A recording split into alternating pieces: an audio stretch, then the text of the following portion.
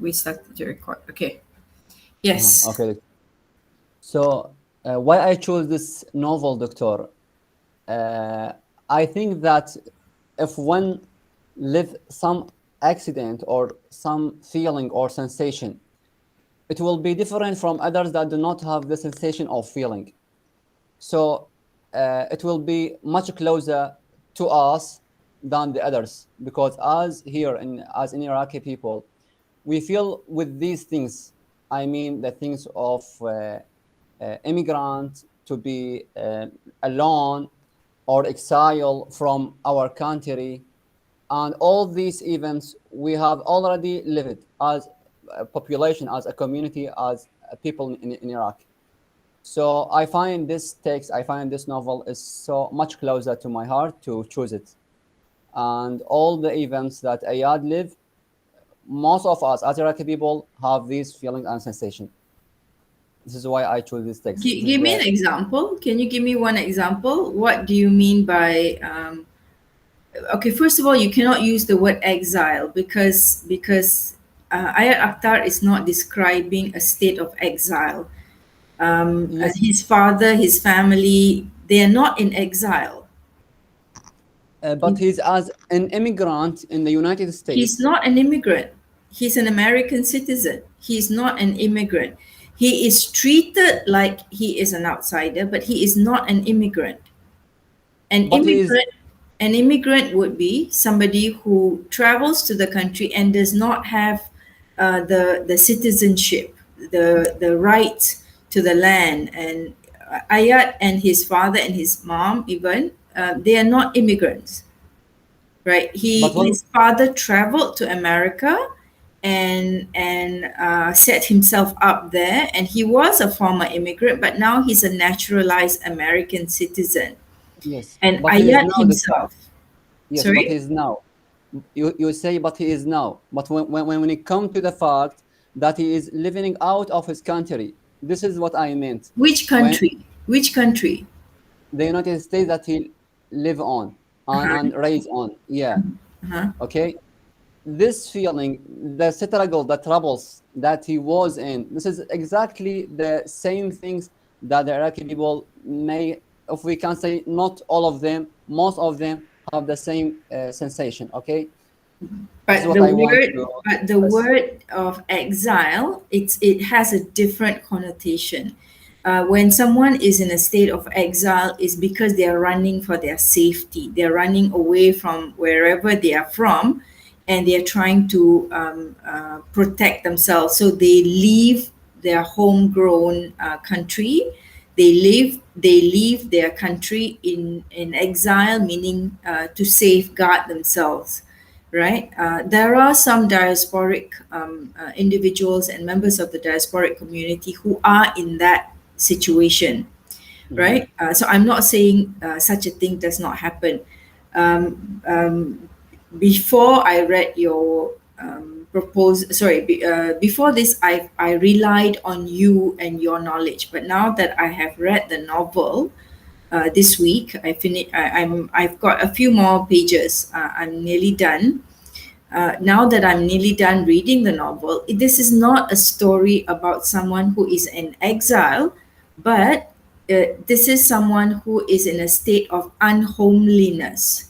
That I Yes, agree, but not exactly. exile. You cannot use the word exile to describe the experiences that not Ayat, the narrator, because this is not a memoir of Ayat Akhtar's story. There are similarities between him and the narrator in this story, but it is not his Mhm. personal life story. Yeah, so we need to make that distinction. Yeah. But when I read this story, I realized it is not about being in an exiled situation, but it is in a situation where you don't feel home at home. So Mhm. sense Yes. of unhomeliness, and that's why I suggested maybe you might want to consider al gorba, this notion of being a Yeah. stranger in this life, because we are told that this is the state we are in, that you feel like you're a stranger in this world. You don't feel like you're completely accepted, that your sense of belonging is somewhere clear, right? So Yeah. I'm just suggesting concepts because when you talk about exile in your previous draft, it didn't suit, right? Hmm. You Yeah. need to find concepts that will allow you to analyze the text. If the Hmm. concepts chosen do not allow you to examine the text well, then your methodology, your theoretical framework, and your methodology is wrong. And you need to revise that, because Yeah. one of the things your examiner will look for is that how well have you chosen your theoretical framework, and your how well have you developed your methodology given the choice of corpus. So your research corpus does not discuss diasporic experience in exile, and because of that your concepts should not problematize the state of exile. So that's the first thing. The reason I asked you Yeah. why you chose this book was because I found it very disturbing. I didn't see any I didn't see any solution to the predicament of the Muslim Americans, the minorities, those who are of diasporic descent. This novel did not give the impression that there was um, any possible hope for the experiences of the Muslims. Even if they decide not to practice their religion, they are still being abused and ill treated by the Americans because of the political and social situations that the world is in, and how Muslims are seen as terrorists and all other labels. And because of that, the American Muslims, especially diasporic members of diasporic community, as well as minorities, in this case, Pakistani American minorities, they don't seem to have a solution for them. They might be practicing the faith. They might decide not to practice the faith. And either way, they will still suffer the same consequence of not being accepted, not being recognized as a member of the American, nation or American state. So I don't Yeah. see the value in this story. I personally, I would not have chosen a story like this, because I feel the writer does not offer. You see, the whole idea of doing a literary analysis for our discipline is for us to be able to make certain statements about either the writing or the writer, right? For us to make an impact in the discussion into experiences by diasporic communities, by members of the minority communities, or specifically by Muslim minorities in the West. You want to be able to make some suggestions that this is the impact of the reading, this is what the writer offers. But almost as I'm finishing the novel, I feel like there is no hope for the minority Muslim Americans, Pakistani or otherwise, either Asian Americans or South Indian Americans, or South Asian American Muslims. The story doesn't give you um, any sense of that there is a reconciliation, that the Muslims have this ability to reconcile between their culture and their faith with the American culture, or American values, or American expectations. So the reason I asked you that question was because I I feel disturbed by this text. So I was wondering how you felt when you read the text. Um, when you say it, this is exactly what Iraqis are experiencing. What do you mean by that? How Uh, is this story similar to the Iraqi experience? Because the way I read it was these American Muslims that Ayat Akhtar depicts, he depicts either he has different categories of Muslim Americans, Muslim Pakistani Americans. Either they hang on to their culture and not culture to their faith, right?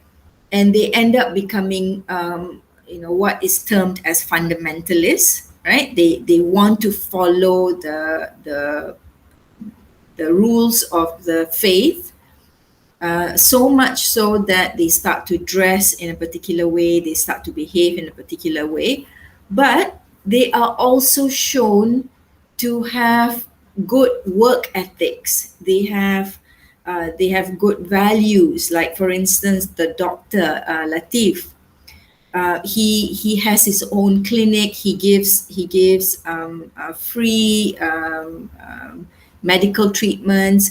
He helps the poor, especially, right? But he is also seen as fundamentalist. That means if it's a good Muslim, the good Muslim usually is very much hardcore Muslims, and they don't seem to have a middle way. Whereas Islam is about the middle way, right? Being moderate. So if Dr. Latif is one extreme, Ayat, the narrator's father is the other extreme. He drinks. He has outside marriage relationships. He has a child out of wedlock. So he breaks every one of the tenets, the major sins, if you like. So Ayat doesn't seem to present any solution. It is almost like saying in America, the Muslims are either one extreme or another extreme. There isn't a middle path, you know? So I don't see the value in this story. It just creates a kind of sensationalizing of the Muslim image, you know? So the story is almost being proud that this is what has happened to the Muslim Americans. They know their culture, they know their religion, but they don't practice it. They are very openly transgressing. They are openly committing zina. They are openly committing all these excessive nature, and they're very proud of it. That's what I get from the story. So I feel very disturbed by the story. To me, when I choose a story to study or to do a research or to write a paper on, I have an agenda. My big picture agenda is I want to be able to say something good, either about the story or about the writer or about the context that the writer is depicting. Yes, 9/11 happened, and 9/11 was something that Muslims did not ask for. We didn't ask for it to happen. And yet, those who suffer the consequence are the Muslims. It's not like Muslims did it and then everybody else suffer, but we don't suffer. No, the Muslims suffer from this atrocity, right? And we continue to suffer. We continue to have to justify we didn't support those crimes. We continue to have to do that. So, what does this story propose? It doesn't propose anything. It's just pure sensationalizing entertainment. I don't see any. Um, I don't see the writer trying to challenge the mindset. I don't see the writer trying to address any of these concerns. In fact, the writer shows Muslims very much confused, ignorant, and uncertain of their identity. That's how, Mm. because to me this is a work of fiction. What is the point of writing this story? What's the point of it? I will question Ayat Akhtar, the narrator and the writer.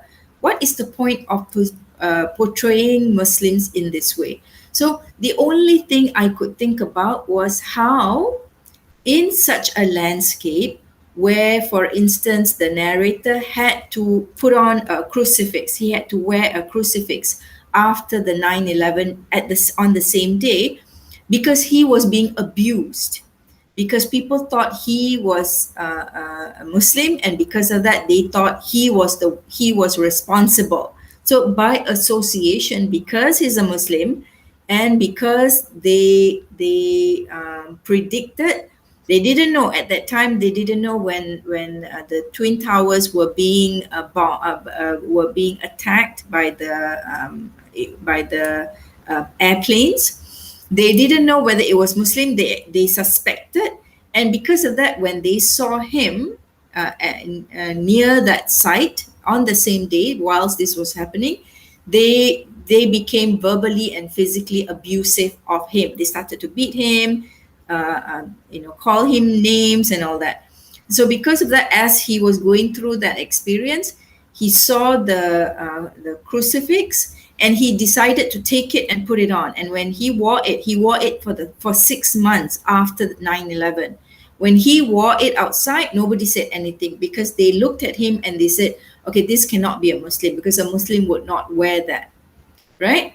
So I understand the fear that the Muslims experience, and I understand why Muslims behave in this way. For instance, some women took off the hijab because they wanted to protect themselves, because they felt fearful for their life, their well-being. So I understand that, but the story also shows Muslims in the way they behaved, ignorant to the values. It's not like they chose a value that is healthy for them. No, they chose to abuse themselves.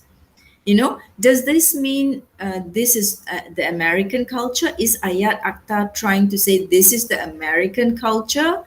No, because he doesn't show other Americans behaving in this way. He shows Muslims. He's like putting spotlight on Muslims. You know, when it's good Muslim, they tend to become extreme. This is the message of the story. And when it's bad Muslims, they abuse themselves, they leave the faith, they question, like Ayat's father, the narrator's father, questions the faith. But if it's a good Muslim, like Ayat's mother, they die of cancer. They are shot dead, like Latif. So every good Muslim appears to end in a very bad way, right? Either they commit suicide or whatever, because they cannot take the pressure. A bad Muslim will also live in a very confusing way, like the narrator's father. He's an alcoholic, he's a gambler, he feels guilty for the crimes that he has committed. So it doesn't, the story doesn't leave you with any kind of hope. So it's a very tragic representation. And yet I know public figures in America, Muslim public figures in America, who are balancing their faith with their citizenship, with their commitment, their civic responsibilities to their country, to America, right?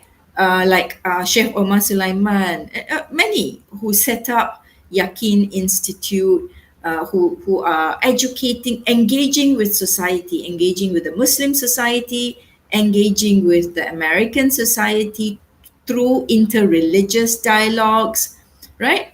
So there are people like that, but this story doesn't seem to want to capture that. The story doesn't want to celebrate that. The story only wants to celebrate the confusion, the dilemma, the unhomeliness. So it's sad, and I'm wondering, you have a choice, Ali, you have a choice for your research to work Yeah. on any text, but you chose this one. So when I was reading it, as I was reading it, I was telling my family, I was like, oh, I hate this book. I hate that I have to read this book, but Yeah. my student's working Yeah. on this book, so I have to read this book so I know what he's working on. But yeah, I just wanted to know this. But again, this is your choice. Um, I will not change the choice because this is your choice. But because of that, I started to look up online. I was like, okay, what else can you work on to to create an impactful reading so that your findings can be publishable?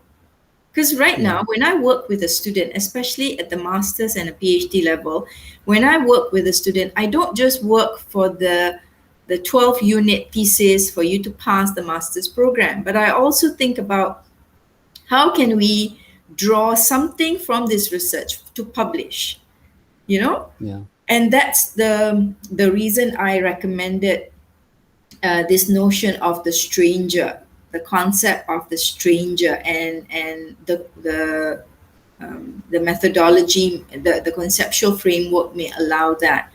But again, I don't know whether it's suitable because the stranger is someone who, like Latif. So if you want to Yeah. study the character of Dr. Latif, or even a few other, there were a few characters, that the narrator highlighted, Muslim characters that the narrator describes in the story, minor characters, but they appear to show another side of being a Muslim in America, and it suits this idea of being strangers. This al-ghurba, meaning that sense of you are in this world but you don't fit in this world. You're trying to live by the values of your faith, but this world doesn't allow you to. So that's why you have to carry yourself as if you are a stranger. Don't feel that you need to belong to this world. Feel that sense that that's what I understand from Al Ghurba. What I want from you is, if you want to bring Al Ghurba into your methodology, into your study, you need to discuss the concepts not from a Western point of view, because this is not a Western concept, but from an Arab scholar's point of view. So you can bring in scholars from the Middle East who use this concept in their studies, right? So do not quote Western scholars, because this is not a West. It's like you're using a concept from your own homegrown concept. That would Yeah. be more valuable. So if you say you see similarities between this story and the confused state that the Iraqis are experiencing, okay, that's great. Now let's find a concept that allows you to create a lens that allows you to discuss that confusion, that state of confusion. If it's not Al Ghurba, you can find other concepts. That would make the research more original and publishable, Hmm. not just for your thesis, to get your thesis graded and all, but also for publication, at least one article. Okay? Yeah. Okay, Doctor. Exactly, this is what I want to Yeah. inform you about it. Yeah, and to be in mind, Doctor, that the term in Ghurba, it is an Arabic term. Okay. Yes. Yeah, it's referred to the strange when we say, for example, in Iraqi, this one living in Al Ghurba. For example, he is not living in his country anymore. Okay, so he's out of his country. This is what I want to mention for the. Can you bring in scholars from the Middle East who discuss that rather Yeah. than just personal information like this? Start with your personal knowledge and then improve on it by looking at it. Can be in Arabic. The articles Yeah, can be in Arabic, but you need to translate whatever yeah, keywords yeah, you quote, and you can use that as a reference. That would yeah, make your research original and impactful, because the lens, the methodology that you use is original. yeah. This is what I want to focus on, Doctor, and Okay. inshallah in our next work, inshallah. Okay. So do you have comments from chapter 3 that you want to go through? Uh, I see your comments, Doctor, but just First of all, do not use the word immigrants. okay, Yeah. Doctor. So make it broader, because the immigrants would be when they first come in, but once they have settled, they have naturalized themselves, you cannot call them immigrants anymore. So I would rather you use terms like minority Muslims or diasporic Pakistani Americans. You use those kinds of terminology rather than immigrants, because they're not immigrants. If the story is told when Ayat's father first came to America, and that's what the entire stories are about, then yes. But no, this is, he moves from when he first arrives, and then he's part of the landscape, and then he's got Ayat, and then before that he had his other son, and he passed away when he was 5. All that, so that he's no longer an immigrant. The label is wrong. Mm-hmm. Yeah. Uh, Doctor, just for the article you sent to me yesterday, Yes. uh, I will look at the author's perspective and his role as a writer. But my question, if I have to apply this perspective on the methodology or to the literature review? No, to the literature review, and you may be able to connect it to when you do your analysis. You may be able to say, based on this analysis, the writer appears to do something. What is it that the writer appears to do? You cannot make statements like uh, the writer's aim. You cannot.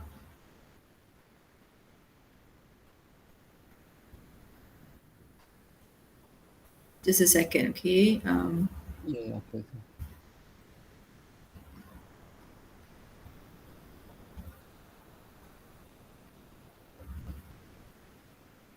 This one.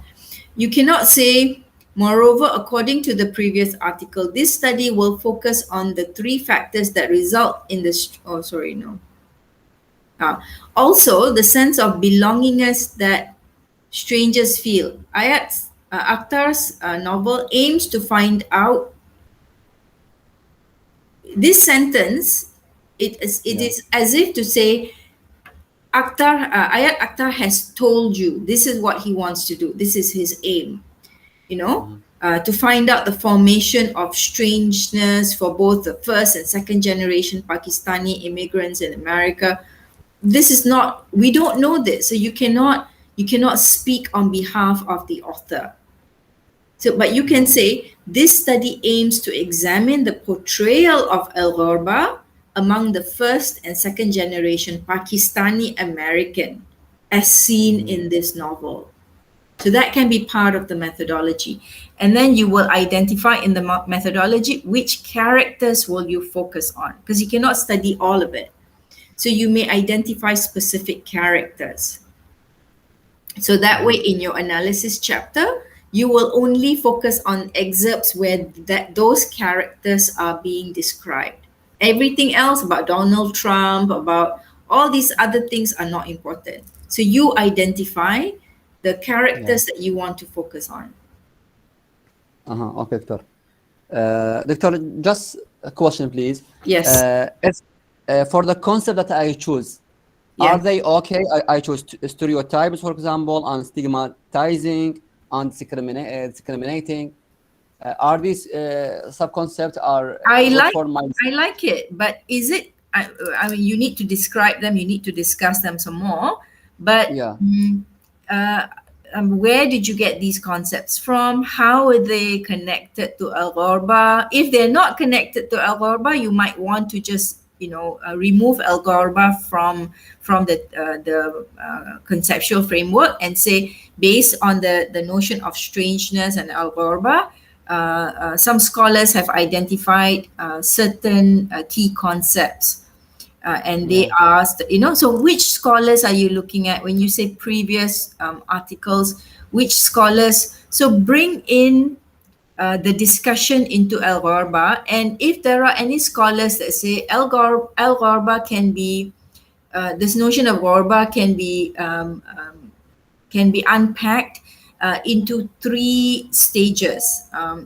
That those will be elements of your methodology, and then you can bring them in. But I like this idea of looking at strangeness from this notion of stereotyping, stigmatizing, and discrimination. So this idea of strangeness is how others treat you.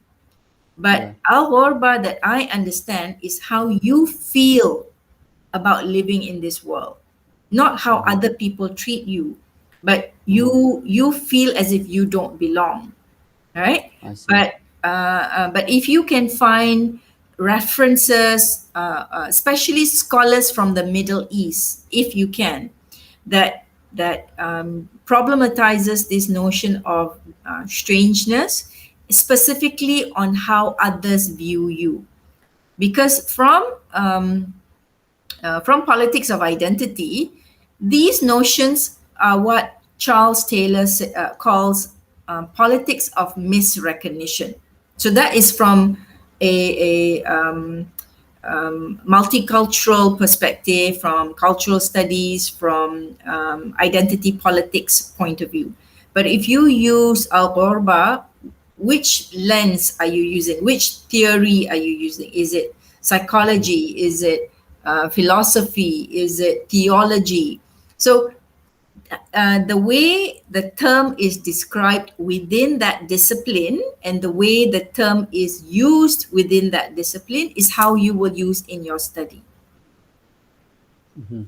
So the All right, doctor. limitation of your methodology is you are only using Algorba from a particular point of view, not from Yeah.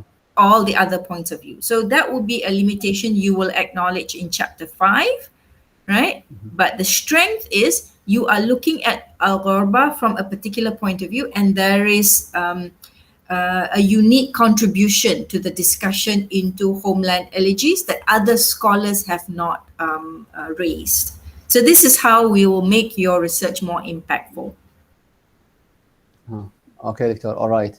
So depend on that. There are much things I will work on Yeah. to, uh, yeah, to make my research impactful, doctor. Inshallah. At this stage, Ali, at this stage, I will say just continue to write, continue to develop. But when we have the full draft, I will suggest whether you need to reorganize. Maybe some parts can be put in chapter 1, something like this. So don't worry.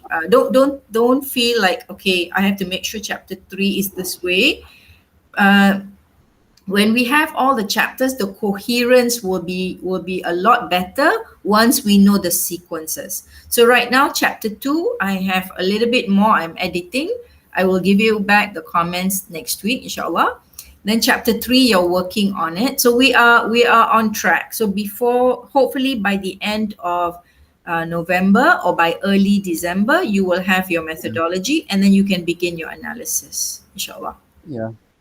Yeah. Thank you, doctor. Actually, I was something a little bit confused about this matter, but now you make me feel relaxed when you tell me that. I actually confused whether I am on the right track or not. Yeah. So thank you very much, doctor. You are on the right track because it's not linear. It's not, oh, I think of a question, I go find an answer, and then I write about it and then move on. No, it's cyclical. You ask a question, you think about it, you read about it, you write about it, and then you come back to the question. Has the question been answered? Oh no, something else is coming up. So the circle goes round in another way, in another way, in another Yeah. way, like this. So it's not linear. The Okay. process of doing a research is not linear like this. So if you are confused, then you have to ask yourself, Okay, what am I confused about? How do I overcome the confusion? What other concepts can I bring in to address this confusion? Which text can I read? Which other references can I bring in? So that's how you work on this research. Okay, doctor. All right. Actually, I'm deeply thankful and grateful, doctor, to have time with me. So I will maybe see you next week, or maybe send you a draft if we can, inshallah, for Can. next week, inshallah. Inshallah. So thank And you very and much, make doctor. sure you put the pages. I see some references. There's no page reference. Make Yeah. sure you're meticulous. Even in a draft, be meticulous. Be very careful. Make sure it's paraphrased. Make sure it's not taken verbatim. And if you do quote, make sure you put it in a proper referencing. The year, the author, the year, and the page. All that work as you progress. Hopefully, inshallah, by the end of the year, your draft will be a lot easier for you to edit. I don't By want at the end of the year when you're looking at chapter 2, chapter 3, and you find this quote has no page number and you cannot find it anywhere. And then you have to remove that quote. We don't want that. okay, Okay? doctor. By the help of Allah and by the help of you, doctor, inshallah, I will Inshallah. Inshallah. complete my research, inshallah. Thank you very much, doctor. Welcome. Thank you. Thank you very much, All doctor. right. So I will send you the recording once it's sent back to my system.